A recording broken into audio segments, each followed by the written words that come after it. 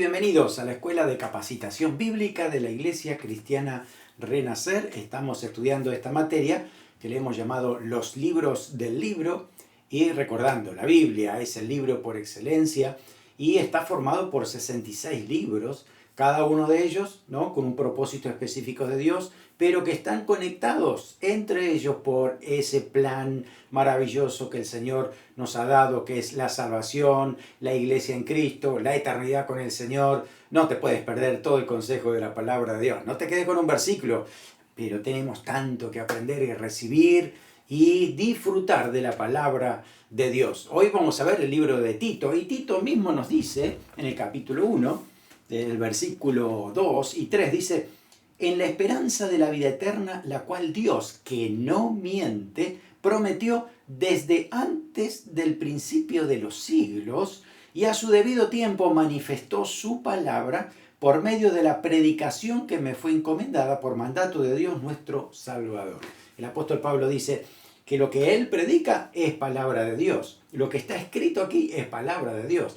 Dios mismo ha transmitido su conocimiento, su revelación, se ha dado a conocer y está aquí inscrito en la palabra del Señor. Por eso es tan importante alimentarnos de la palabra, de la Biblia. Así que te animo a que leas la palabra de Dios. Lee desde Génesis hasta Apocalipsis. Léete completa la palabra de Dios y vas a ver que el plan de Dios es maravilloso. Cuando vamos conectando una cosa con la otra y uno dice, gloria a Dios, qué tremendo que es el Señor en ese plan eterno. Y uno de los versículos que dice esto es el apóstol Pablo en Romanos capítulo 11 al final, tratando de explicar un poco ese plan de Dios eterno. Dice: cuán insondables son sus caminos, ¿quién entendió la mente del Señor o fue su consejero? Todo es para Él y la gloria es para el Señor. Así que qué bendición, qué privilegio de estar conectados en ese plan eterno. Dios tiene plan. Y cada uno de nosotros, pues cuando recibimos a Cristo como nuestro Salvador y Señor, el Señor allí nos va siguiendo en su plan, nos va conectando con todo lo que Él ha planificado desde la eternidad. Dice que este plan viene desde antes de la creación del mundo. Así que, gloria a Dios por ser parte de ese pueblo maravilloso del Señor. Así que bueno, vamos a estudiar el libro de Tito y de Filemón, estos dos los unimos porque son más cortos que otros libros de la Biblia, escritos por el apóstol Pablo, y también, bueno, decimos que este libro corresponde a también las epístolas pastorales. Estamos hablando entonces de Tito y de Filemón. Estos dos libros son cartas pequeñas, ¿no? Aún así son libros, aunque sea una sola hoja o dos hojas que tenga nuestra Biblia. Es un libro de la Biblia y lo hemos incluido aquí bajo el término epístolas pastorales porque justamente son las que escribe el apóstol Pablo a líderes de la iglesia para dar instrucciones para la iglesia y algunas cuestiones personales también que estaban viviendo en esas iglesias. Así que aquí lo tenemos, ¿no? Tito y Filemón, estas dos cartas de aquí incluidas dentro de las epístolas pastorales. Muy bien, vamos a estudiar las epístolas pastorales que tienen que ver con el mensaje dado a aquellos que son pastores, aquellos que están ministrando la palabra de Dios, que cuidan el rebaño de Dios. Así que tenemos una perspectiva del apóstol Pablo, desde lo que él había aprendido de la palabra de Dios, de lo que Dios le había mostrado, cómo debe ser la iglesia de Cristo, de lo que había recibido del Señor con encuentros directos con Cristo, porque así lo dice también en otros pasajes. Así que lo que él recibe, transmite. Por otro lado, también nos ponemos en contexto de dónde estaba Tito, ¿no?, en qué situación se encontraba, y de esa manera también conocemos los destinatarios y también qué debía cambiar, cómo debía ordenar las cosas.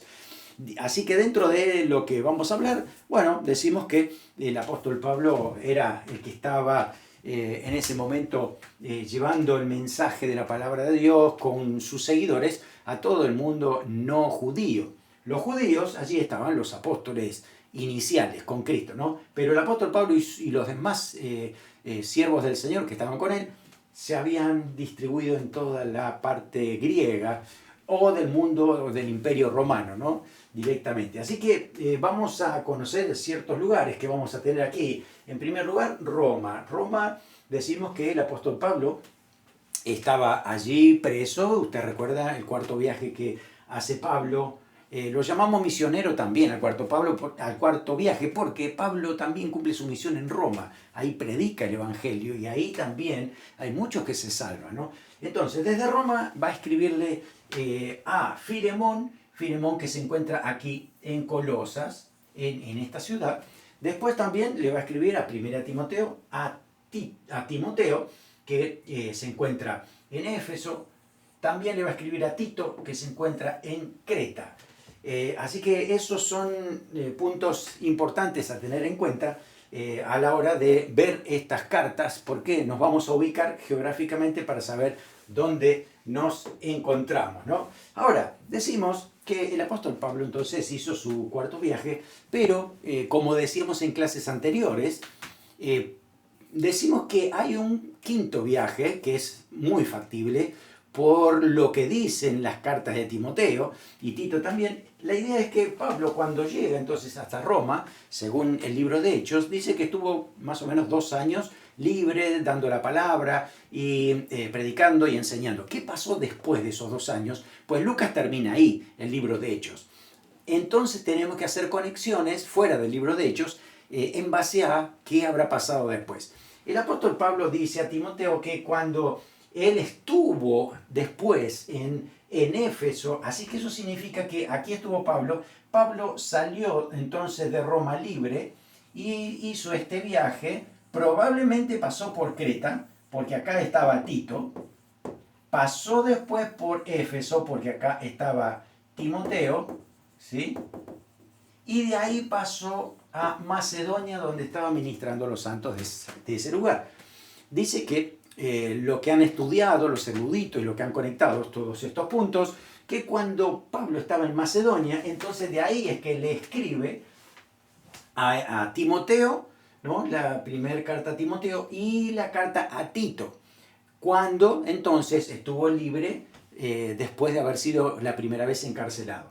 Pero después que escribe entonces la primera carta a Timoteo y la carta a Tito, vuelve a ser apresado otra vez. Así que no sabemos cómo fue que viajó, pero terminó otra vez en Roma por segunda vez, ¿no? Entonces ahí es cuando escribe la segunda carta de Timoteo, donde él, la clase anterior lo habíamos dicho, ya estaba casi sabiendo que iba a ser sentenciado, ¿no? Así que esta idea que la tenemos aquí, que no está en el cuarto viaje misionero, sino sería un quinto, es importante tenerlo en cuenta porque así encajamos todo lo que va a decir también en el libro de Tito y Timoteo también. Muy bien. La epístola a Tito, ahí la tenemos. Se escribe entonces probablemente desde Macedonia, como también le escribió a Timoteo, y más o menos estamos hablando del año 64 después de Cristo. Tiene que ser antes del 67 porque ahí ya él es enjuiciado y muere por causa de Cristo, ¿no? ¿Para qué escribe? ¿Para qué le escribe a Tito? Lo tiene que animar. Y animar no solamente a él, porque tiene que corregir muchas cosas que no estaban bien ahí en Creta, sino también a la iglesia de Creta para que realicen buenas obras, que manifiesten a Cristo exteriormente. No es solamente tengo al Señor en mi corazón y no importa lo que haga. No es cierto, ¿no? Si tenemos al Señor en nuestro corazón, pues lo vamos a reflejar en nuestra conducta, en nuestros hábitos. Y acá Pablo habla mucho de la expresión buenas obras. No para alcanzar salvación, sino porque ya somos salvos, manifestamos buena obra en el Señor. Un versículo clave está en el capítulo 3, versículo 4 al 7, que dice: pero cuando se manifestó la bondad de Dios nuestro Salvador y su amor para con los hombres, nos salvó no por obras de justicia. Fíjese, ve que no es buenas obras de salvación para hacer salvación, para ser salvo, para alcanzar salvación, porque él dice, no por obra de justicia para que nosotros hubiéramos hecho, sino por su misericordia, por el lavamiento de la regeneración y por la renovación en el Espíritu Santo, el cual derramó en nosotros abundantemente por Jesucristo nuestro Salvador, para que justificados por su gracia viniéramos a ser herederos conforme a la esperanza de la vida eterna. Fíjese que en estos pocos versículos ha transmitido tanta doctrina, ¿no? Y tantas palabras teológicas que hay que tener en cuenta y las vamos a ir viendo también durante el desarrollo de la clase. ¿Quién es Tito? En el libro de Hechos no aparece el nombre de Tito, pero en todas las cartas de Pablo sí, porque Tito es una persona que se ha convertido bajo el ministerio del apóstol Pablo y él dice Pablo que era un colaborador leal, un colaborador fiel, alguien que servía al Señor sin buscar los beneficios personales. Lo mismo que Timoteo, eran dos personas que podía confiar el apóstol Pablo en él. Así que se apegaron mucho, ¿no? Tanto Tito como a Pablo y Pablo también a Tito para poder enseñarle y guiarlo en lo que es el ministerio. Tito fue el que acompañó a Pablo y a Bernabé al concilio de Jerusalén en Hechos 15. Y aunque en Hechos 15 no se lo menciona a Tito, sí en Gálatas se lo menciona, Gálatas 2 del 1 al 3, donde Tito fue para reunirse juntamente con los otros cristianos judíos para decirles que también los gentiles habían recibido el mensaje de salvación y que son iguales, no hay diferencia entre judíos y no judíos para alcanzar salvación y no deben hacer obras para alcanzar la salvación. Porque había algunos que decían que los gentiles, los griegos, debían primero hacerse judíos para después ser cristianos. Y Pablo dice, ¿de qué estamos hablando? ¿De dónde sacaron esa idea? Ahora el Señor ha establecido que ya la circuncisión ha pasado, ¿no? El tema de la ley ahora está cumplida en Cristo y nosotros vivimos en la gracia del Señor. Lo mismo pasa también para los gentiles, estamos en igualdad de condiciones, así que no es por lo exterior, no es por lo que uno pueda aparentar y ni en el registro de las personas, ¿no? Es simplemente porque uno ha recibido a Cristo en el corazón por gracia del Señor, por fe somos salvos, y eso Pablo siempre lo dejó en claro. Así que las buenas obras siempre para el apóstol Pablo son después de haber sido salvos por el Señor, por gracia. Así que, bueno, esta epístola ha sido escrita desde el apóstol Pablo hacia Tito y decíamos más o menos en el mismo tiempo de primera de Timoteo. Bueno, ¿dónde se encuentra Tito? Tito se encuentra en la isla de Creta, ya la habíamos marcado en el mapa, ¿no? Y ahí tenemos varias ilustraciones, ustedes pueden buscarla también en internet, donde encontramos muchas construcciones antiguas, ¿no? Que, bueno, tenían muchos detalles, ¿no? Tenían muchos detalles de colorido, de buena construcción, además adornos alrededor. Observe, ¿no? Lo que sería esta construcción antigua que han descubierto y todos los árboles alrededor. Y también, como en todos lados, ¿no? Donde el Imperio Romano estaba, había también un anfiteatro, ¿no? Para cuestiones públicas. Así que todo eso, bueno, hacía que Creta sea una isla interesante, una isla donde había mucha gente, donde también necesitaba la palabra del Señor. Según la historia, también la isla de Creta era un lugar donde los soldados romanos la usaban para entrenamiento.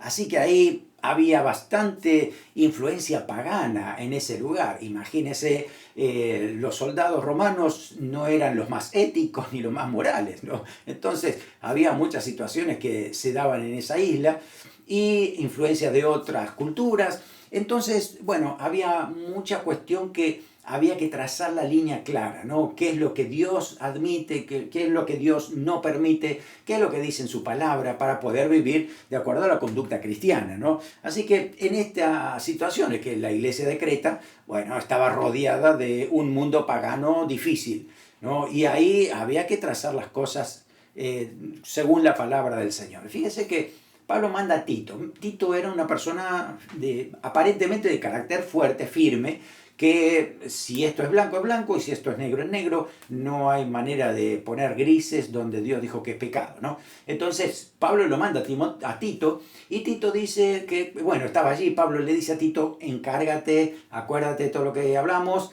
te puse así, pero tienes que corregir lo que es deficiente.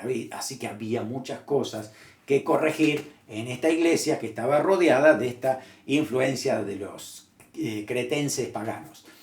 Pablo inclusive dice, cuidado porque conocemos, ¿no? Un poco el testimonio o lo que es las referencias que tenemos de la isla de Creta.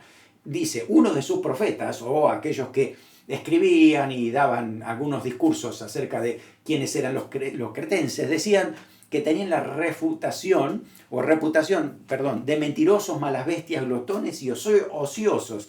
Imagínense si eso no cambia dentro de la iglesia, ¿no? Y hay creyentes que se dicen ser creyentes, pero son mentirosos, malas bestias, glotones y ociosos. Estamos en un gran problema, ¿no? Era a tal punto la mentira que se usaba como verbo cretensear, ¿no? Como está mintiendo sobre la base de la mentira en un argumento tan fuerte que ni él mismo se lo cree, ¿no? Es una situación así que usaban aún ese verbo, cretensear, imagínense. Así que tenía Tito que establecer el trabajo de la iglesia en ese lugar, poner las cosas en claro. Hay una diferencia entonces con la carta de Timoteo, ¿no? Primera y segunda de Timoteo, Pablo enfatiza bien la doctrina, pero acá enfatiza más la responsabilidad, las buenas obras, de la conducta acorde a lo que uno cree, ¿no? Una de las frases que va a usar es adornar la doctrina, es decir, manifestar algo hermoso de lo que hay también hermoso adentro, ¿no? Si el Señor ha limpiado nuestra alma, pues también que se manifieste en las acciones externas. Si hablamos de un mensaje central, estaría en capítulo 3, versículo 8, que dice, palabra fiel es esta, y en estas cosas quiero que insistas con firmezas, para que los que creen en Dios procuren ocuparse en buenas obras. Estas cosas son útiles y buenas a los hombres. Entonces ahí el apóstol Pablo le está recordando, ¿no?, esto, que tiene que insistir con firmeza las buenas obras de aquellos que profesan la fe cristiana. Bueno, no sabemos mucho más de Tito hasta 2 Timoteo 4:10, donde dice que él lo envió a Dalmacia.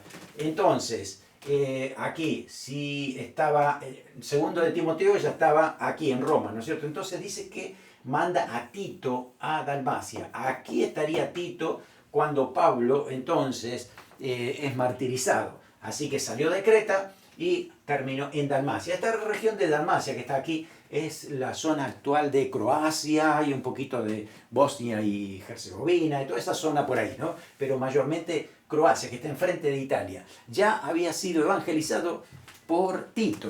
Inclusive hay algunas basílicas muy antiguas que, están mencionadas como el San Tito, ¿no? Para recordar justamente que Tito había estado dando la palabra de Dios en ese lugar. Así que nos quedamos entonces con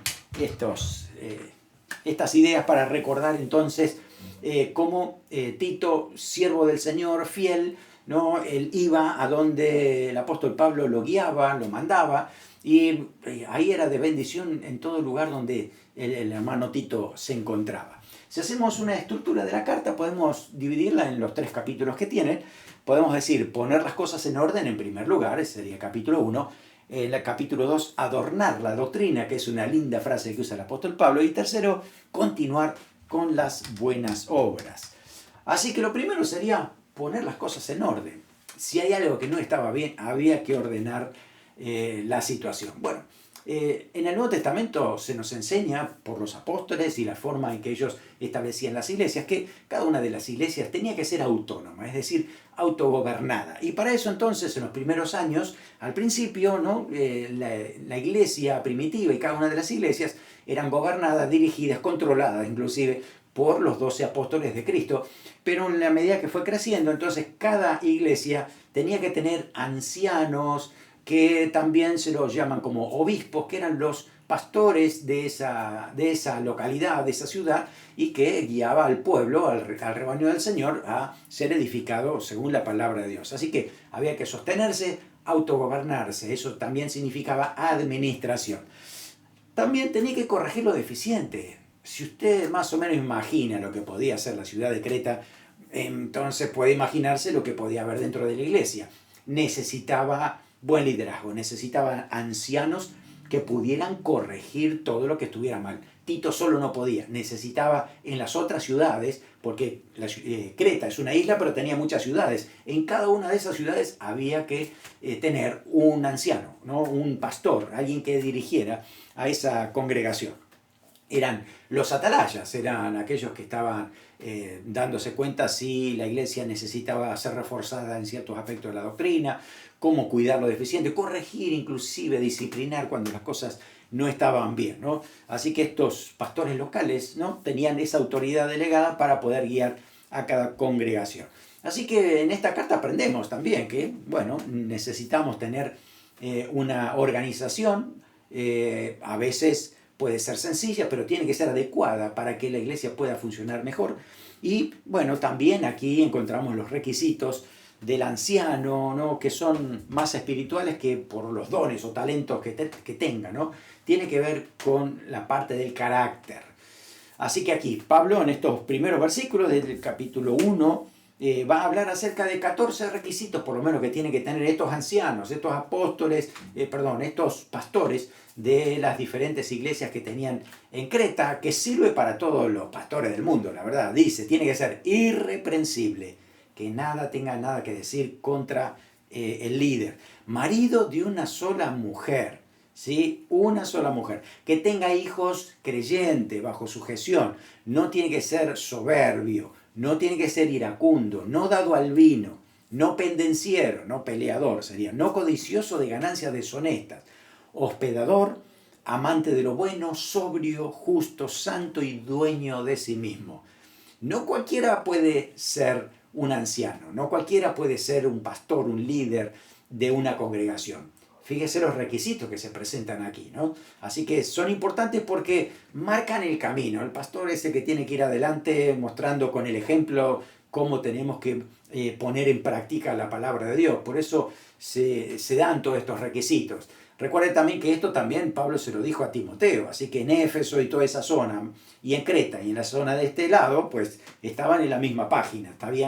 Sabía que tenían que ocuparse de estas cosas para poder hacer las cosas correctamente.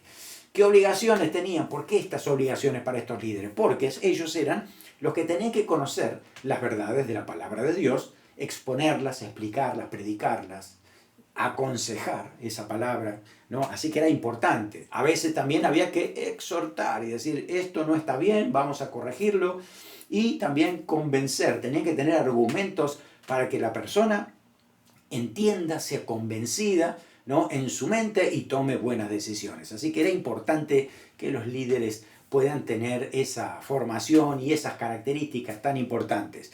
También aquí nos dice que debemos tener cuidado con los habladores y engañadores, porque hay muchos dentro y fuera de la iglesia que no seduzcan al rebaño para llevarlos a un pensamiento fuera de la palabra de Dios, una opinión de desunión para separar el cuerpo de Cristo. Por eso era tan importante cuidar el rebaño del Señor, ¿no? Cada uno de ellos tan importante en el cuerpo de Cristo. Muy bien, así que inclusive hay algo que nos va a llamar la atención, porque no sé si estamos seguros de hacerlo, pero dice, este testimonio es verdadero, por lo tanto, repréndelos duramente para que sean sanos en la fe. Reprender duramente, a veces no es solo con sonrisita y Dios te bendiga. A veces hay que decir, hermano, estás mal, tienes que corregir, esto no puede seguir así. La verdad es que ten cuidado porque también el Señor al que ama disciplina. Si no hacemos las cosas correctamente, puede venir una disciplina de parte del Señor. También lo dice Hebreos capítulo 12. Obviamente no es para el que es obediente, sino para aquel que está haciendo las cosas fuera de la voluntad del Señor. Así que había que corregir también lo deficiente. Bueno, adornar la doctrina, capítulo 2, también nos habla de otros aspectos, porque aquí estamos hablando de sana doctrina.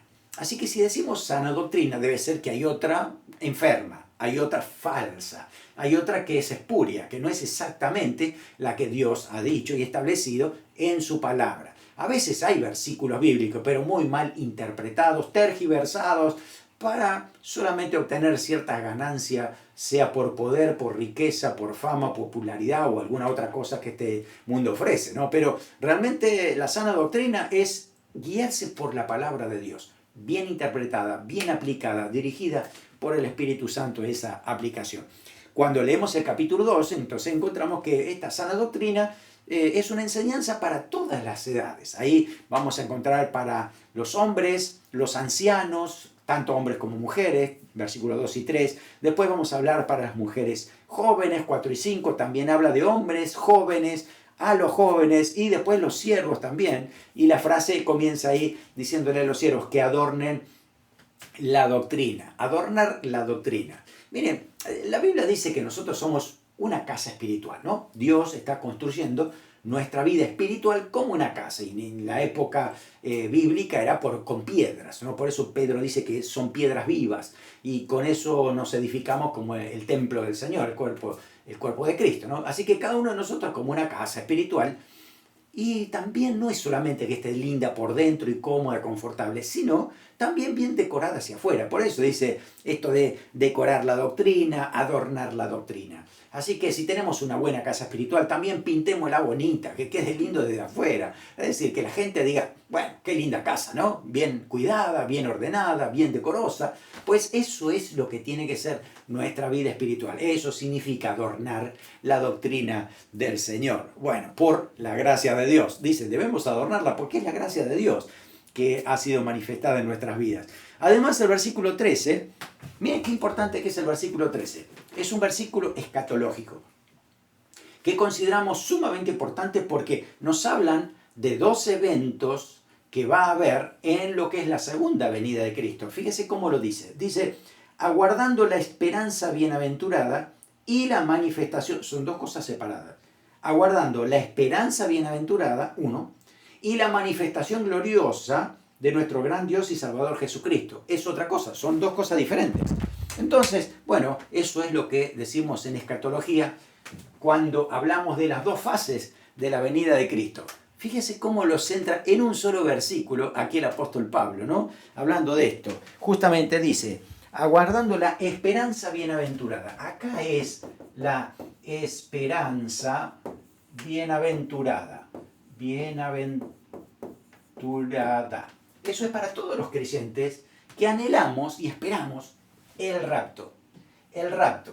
Cuando aquí, ¿no? Cuando el Señor suene en su trompeta, un ángel toque la trompeta, dice que los muertos en Cristo resucitarán primero. Luego nosotros, los que vivimos, seremos transformados, cuerpo glorificado, y juntos iremos para estar con el Señor, ¿no? En el aire. Hasta ahí llega Timoteo. Pero cuando uno sigue estudiando todos los pasajes bíblicos, se da cuenta que se tienen que cumplir las semanas proféticas de Daniel, que viene el anticristo y que hace un pacto con Israel por 7 años y lo rompe a la mitad de ese pacto, ¿no? A los 3 años y medio, y después Dios trata con Israel. En total son 7 años. Así que desde el rapto hasta que venga el Señor por segunda vez son 7 años que pasan aquí abajo, ¿no? Entre una cosa y la otra. Entonces la segunda parte dice, y la manifestación gloriosa. Acá está. Manifestación gloriosa es lo que dice también Tito en este versículo. Así que la esperanza bienaventurada es el rapto. La manifestación gloriosa es cuando Cristo desciende por segunda vez junto con su iglesia para tomar dominio del mundo. Batalla de Armagedón, destruye al anticristo, restaura a Israel y comienza el milenio. El diablo es encadenado por 1000 años y comienza el reinado del milenio. Bueno, esto continúa ese plan, pero es en escatología que lo vamos a ver. Así que nos quedamos con esto, lo que dice Tito. Justamente manifiesta estas dos fases en cuanto a la venida de Cristo, separado por un lapso de 7 años. Así que un versículo te separa, ¿no?, estas dos partes. Aguardando la esperanza bienaventurada y la manifestación gloriosa de nuestro Señor Jesucristo. Dos cosas, así que que sucederán en lo que tiene que ver con la venida de Cristo. Dice que el Señor se dio a sí mismo para redimirnos. No es que atraparon a Jesús y al fin lo encontraron y lo crucificaron. Jesús se presentó, se ofreció para ser sacrificado, ¿no? Y si nosotros vemos, Jesús se podría haber defendido, podrían haber venido ángeles para defenderlo, pero él dice, no, esta es mi hora, ha llegado la hora y para esto he venido. Entonces él se ofrece, eso es lo que dice también, para redimirnos, y de esa manera entonces el Señor justamente ha trazado el plan de salvación para cada uno de nosotros. Así que Pablo le dice que todo esto tiene que hablarlo, exhortar a las personas para que crean en el mensaje, inclusive reprende con autoridad. Y fíjese qué interesante esta frase que dice después, nadie te menosprecie. Es algo muy importante que nosotros debemos hacer. No podemos permitir que nadie nos menosprecie en el ministerio del Señor. ¿Sí? A veces hay que reprender duramente, a veces hay que trazar las cosas claras, pero es parte del liderazgo ¿sí? Darse a conocer la posición de autoridad que el Señor les ha dado y que nadie puede menospreciar esa autoridad porque viene de parte del Señor. Por eso es tan importante obedecer a los pastores, obedecer a los líderes, ¿no? Estar atento y servir al Señor, ¿no? Con sujeción, con obediencia, con esa sencillez para que el Señor entonces trabaje en la unidad del cuerpo de Cristo y todo lo hagamos para su gloria y excelencia. Recordamos también el otro pasaje que dice que todos los líderes, pastores, van a dar cuenta de todo lo que hicieron. Así que es muy importante las dos cosas, ¿no? También darnos cuenta que lo que hagamos tiene que ser guiado por el Espíritu Santo para poder dar edificación en el cuerpo de Cristo. Tercero, continuar las buenas obras. Capítulo 3. Pablo le dice que a los cretenses y tanto a nosotros también que debemos obedecer las leyes terrenales. ¿Cómo estamos con eso? ¿Cómo estamos con la obediencia a las leyes terrenales? ¿No? Tiene que ver con las señales de tráfico, tiene que ver con los taxes, con los impuestos, tiene que ver con lo que hacemos en nuestra comunidad, tiene que ver cómo respetamos a la autoridad policial, a los gobernantes y demás. Es algo que también merece nuestro respeto y nuestra sujeción. Lo dice muchos pasajes de la palabra de Dios, pero aquí también lo dice eso. Obedecer a las leyes terrenales y estar dispuesto a toda buena obra. Dispuestos, ¿no? Si hace falta voluntario para una buena obra, aquí estamos, los primeros, para poder justamente manifestar lo que hemos aprendido de parte del Señor. Así que aquí nos habla de la conversión, el milagro de la conversión. Y que decíamos, hay tantos pasajes aquí que habla, ¿no? Porque en estos pasajes y estas palabras que nos muestran un poco de teología, un poco de lo que Dios ha hecho por nosotros en palabras que son casi íconos. Cada una de estas palabras tiene mucho que decirnos, ¿no? Aquí dice, nos salvó no por justicia nuestra, sino por su misericordia, por el lavamiento de la regeneración. ¿Qué es eso? Renovación del Espíritu Santo. Y el cual nosotros dice, para justificarnos por su vida, para ser heredero, justificarnos. Hay varios términos que debemos entender y recordar. A ver, aquí una línea. Hay asuntos en la cruz del Calvario que el Señor logró por nosotros, sin que nosotros supiéramos ni hubiéramos visto eso, pero ya lo hizo el Señor. El hecho de que el Señor nos haya justificado significa que antes nosotros estamos fuera de la gracia, pero por el arrepentimiento y fe en su obra, el Señor nos justifica, nos declara justo sin culpa. Eso es lo que dice aquí, ¿no? Que somos justificados por el Señor Jesucristo. Éramos esclavos del pecado, pero ahora tenemos por redención libre de deuda. El Señor ha cancelado la deuda, así que no tenemos nada que pagar, ¿no? No hay nada que pagar. El Señor lo ha pagado por nosotros. Éramos hijos del diablo, pero ahora el Señor nos ha adoptado como hijos de Dios. Todo esto es instantáneo. Dios lo ha logrado a través del sacrificio de Cristo en la cruz por nosotros y nosotros lo aceptamos por fe y en el mismo momento que recibimos a Cristo, esto aplica a nuestra vida. Ahora, aquí por nosotros, la salvación ahora dentro de nosotros, aquí está ¿no? ¿Qué hace el Señor? Pues mire, antes de venir a Cristo nuestra mente estaba corrompida, era una mente corrupta, pero ahora el Señor la regeneró. Ahí está la regeneración que decíamos, el lavamiento de regeneración. Es una mente santificada para la santificación. Esto significa una nueva naturaleza. Naturaleza. Nueva vida en Cristo. El nuevo nacimiento es justamente la regeneración. Eso es instantáneo cuando el Señor es nuestro Salvador y Señor, ¿no? Cuando lo recibimos al Señor Jesús como Salvador, pues ahí el Espíritu Santo viene a morar y instantáneamente logra la regeneración. Crea en nosotros una nueva naturaleza para que pueda existir después la santificación. Claro, antes teníamos un carácter pecaminoso, pero en la santificación el Espíritu Santo va trabajando en nosotros y produce un carácter transformado. Después, un día el Señor transformará nuestro cuerpo mortal en inmortal y eso será glorificación. Pero esto tiene que ver con lo que el apóstol Pablo dice, buenas obras. Miren, es una herejía si las buenas obras las ponemos de este lado. Si creemos que por buenas obras, ¿no? Si por mis buenas obras yo entonces lograré todo esto que está aquí, entonces estoy diciendo eso es una herejía. No hay ninguna buena obra que yo pueda hacer para que Dios me justifique, para que Dios me redima, para que Dios me adopte o para que yo sea regenerado. No, eso ha sido gratuito porque el Señor lo logró en la cruz del Calvario, ¿no? Así que entonces decimos, a ver, ahí está, que las buenas obras entonces vienen aquí, después de la santificación. Aquí están las buenas obras. Después que soy salvo,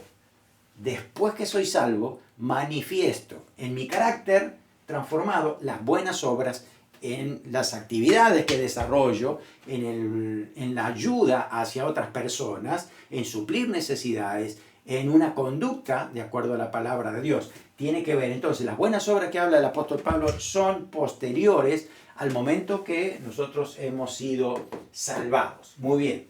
Así que hay que mantener esas buenas obras porque son parte de la vida cristiana después que hemos sido rescatados por el Señor Jesús. Y también nos anima a no desperdiciar el tiempo en cuestiones que son necias, discusiones, herejías. Tenemos que ocuparnos de las buenas obras para glorificar al Señor con ellas. Muy bien. Así que hasta aquí es el libro de Tito y luego aparece el libro de Filemón. Filemón es una carta también corta, como decíamos, pero es una carta que tiene un buen contenido. Inclusive vemos a Cristo, la obra de Cristo también en esta carta, ¿no? Así que es la carta a un hermano, ¿no?, de la iglesia que es amigo del apóstol Pablo y su hijo es pastor en la ciudad de Colosas. Así que allí está el pastor y su padre era justamente Filemón. Pablo le escribe entonces a Filemón desde el primer encarcelamiento. Fíjese que esta carta es antes que Timoteo y Tito.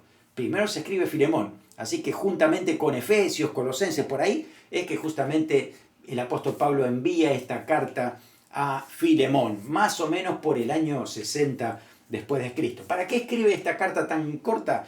Porque quiere apelar a Filemón para que perdonase y recibiese a una persona que se llama Onésimo, que era un esclavo suyo fugitivo. ¿No? Entonces el apóstol Pablo intercede por este esclavo para que sea bien recibido por parte de Filemón, ¿no? Porque algo ha pasado, algo bien interesante ha pasado. Así que toda esta carta es un reflejo de la intercesión de Cristo por nosotros, cómo lo ha hecho con el Padre, cómo Él ha pagado la deuda y cómo Él entonces ahora nos ha acercado a ser hijos de Dios.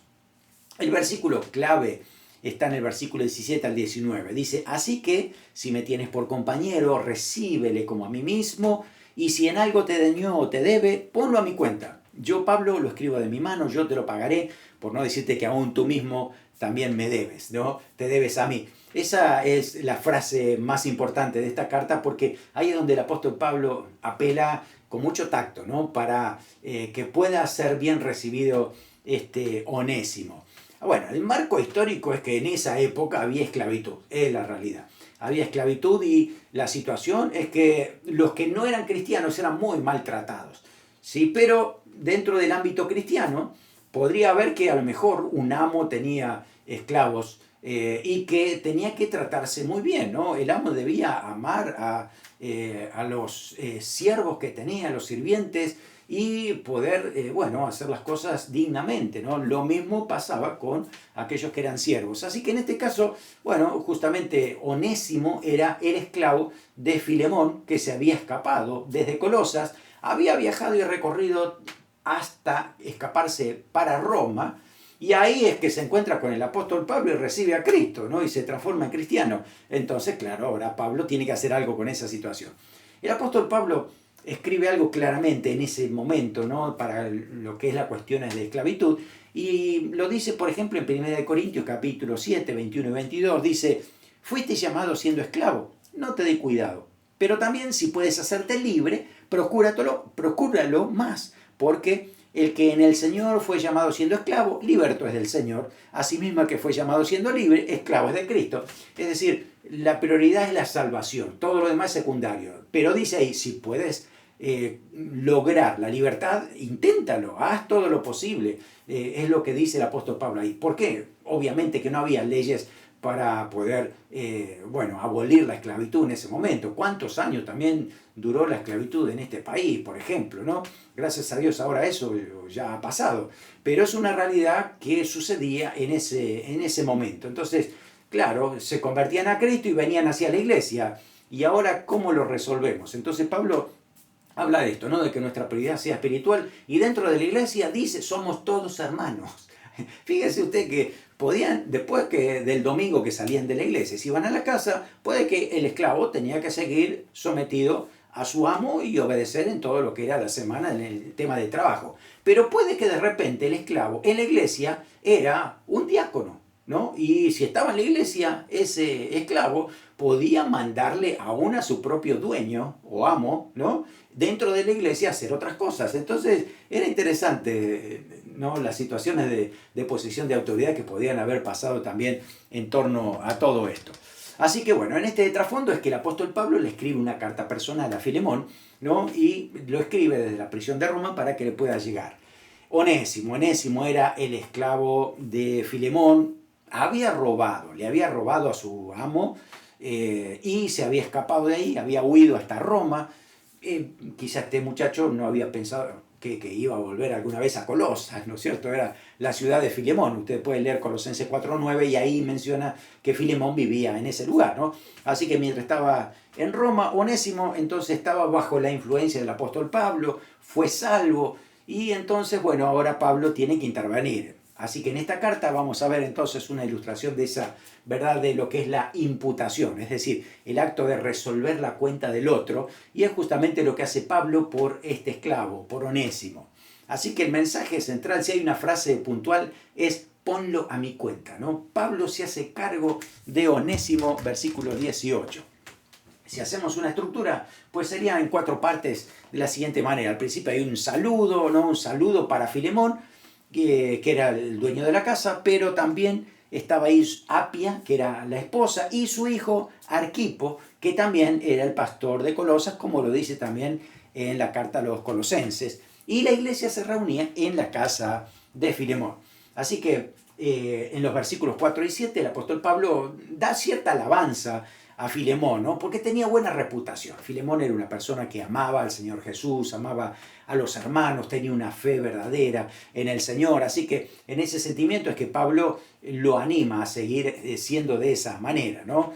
Dice que los creyentes, ¿no? que estaban alrededor de él eran refrescados por ese corazón que tenía Filemón. Así que por eso es que luego de darle cierta alabanza a Filemón, entonces ahora viene la petición del apóstol Pablo también a Onésimo, ¿no? Muy diplomático Pablo. Si usted lo lee despacito, se va a dar cuenta que las frases que usa son bien estratégicas para llegar al corazón, porque este es un tema muy delicado, la verdad, pero tiene una sabiduría del Señor para poder decirlo de una manera muy interesante. Inclusive podemos aprender a tener esa misma diplomacia, ese mismo tacto en otros temas que a lo mejor pueden ser bien difíciles de sobrellevar. Aquí hay partes del apóstol Pablo, sería bueno estudiarlo lingüísticamente también para saber qué estructura y qué argumento ha usado el apóstol Pablo aquí, ¿no?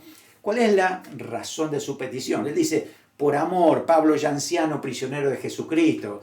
No te estoy diciendo esto de corazón, como si yo fuera tu padre, ¿no? Tu padre espiritual, pero bueno, esto es lo que quiero pedirte. Y hace un ruego a favor de Onésimo. Este esclavo ahora había aceptado a Cristo, y el nombre inclusive Onésimo significa útil. Y Pablo usa ese nombre para decirle a Filemón, mira, antes no te era útil, se llama Onésimo, pero no era Onésimo para ti, no, ni para nadie, porque de pronto lo que estaba haciendo estaba mal, robó y demás, pero ahora su nombre viene a tener significado positivo, ¿no? Porque ahora sí es útil. Para mí es útil, dice el apóstol Pablo en la cárcel de Roma, también lo será para ti, para la iglesia de Cristo. Así que piensa ya de otra manera diferente, ¿no? Así que bueno, dice eso, antes era inútil, ahora iba a ser útil en las manos del Señor. Pablo sabía que lo tenía que mandar de regreso porque le pertenecía a Filemón. Así que esto, bueno, es claro en lo que él expresa allí, ¿no? Si hubiera querido Pablo, se lo hubiera retenido. De hecho, Pablo tenía autoridad espiritual para decirle a Filemón, mira, lo necesito a Onésimo aquí conmigo porque estaba solo también en la cárcel. Pero Pablo sabía que no era lo ético, tenía que mandarlo hasta Filemón, ¿no? Así que le da esta carta para que pueda entender la situación, ¿no es cierto? Bueno, así que ahora que Onésimo se había convertido, pues la verdad es que tenía una nueva relación con Filemón. Onésimo y Filemón ahora eran hermanos en Cristo.